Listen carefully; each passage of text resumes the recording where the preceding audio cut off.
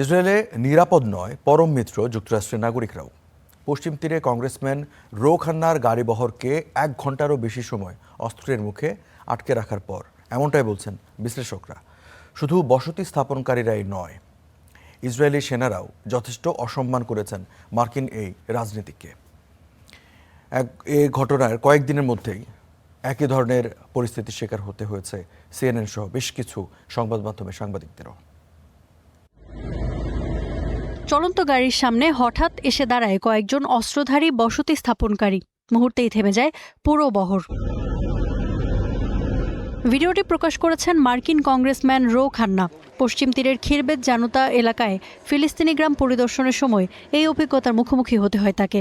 প্রায় 1 ঘন্টা আটকে রাখা হয় তার গাড়িবহরকে। আমি সম্ভবত প্রথম কোনো মার্কিন রাজনীতিক যাকে ইসরায়েলি দখলদার আর সেনারা আটক করল।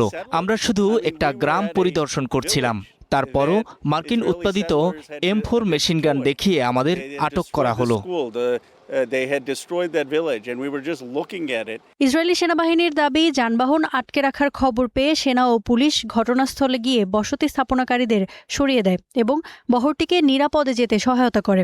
তবে রো খান্নার অভিযোগ, পুরো ঘটনায় মার্কিন নাগরিক কিংবা একজন কংগ্রেসম্যানের উপস্থিতির প্রতি কোনো সম্মান দেখানো হয়নি। ওই ইসরায়েলি তরুণদের চোখে আমি ক্ষমতার ঔদ্ধত্য দেখেছি। একই ঔদ্ধত্য ছিল ইসরায়েলি সেনাদের মধ্যেও। তারা জানত সেখানে একজন মার্কিন কংগ্রেসম্যান আছেন, তবু তারা হাসছিল। রো খান্না পশ্চিম তীরের তুরমুস আইয়াও সফর করেন। সেখানে ফিলিস্তিনি আমেরিকান বাসিন্দারা তাকে বসতি স্থাপনকারীদের হামলা ও সহিংসতার অভিজ্ঞতার কথা জানান। এই ডেমোক্র্যাট নেতা সফরের পর বলেন, ফিলিস্তিন ইস্যু এখন যুক্তরাষ্ট্রের রাজনীতিতেও একটি বড় নৈতিক প্রশ্নে পরিণত হয়েছে। এদিকে রো খান্নার ঘটনার কয়েকদিন পরই পশ্চিম তীরের সিনজিল এলাকায় হামলার শিকার হন সিএনএন সহ কয়েকটি আন্তর্জাতিক সংবাদ মাধ্যমের সাংবাদিকরা। তাদের দিকে রীতিমতো লাঠি, লোহার রড নিয়ে তেড়ে আসে বসতি স্থাপনকারীরা। কারো কারো হাতে ছিল পাথর এবং ছুরিও।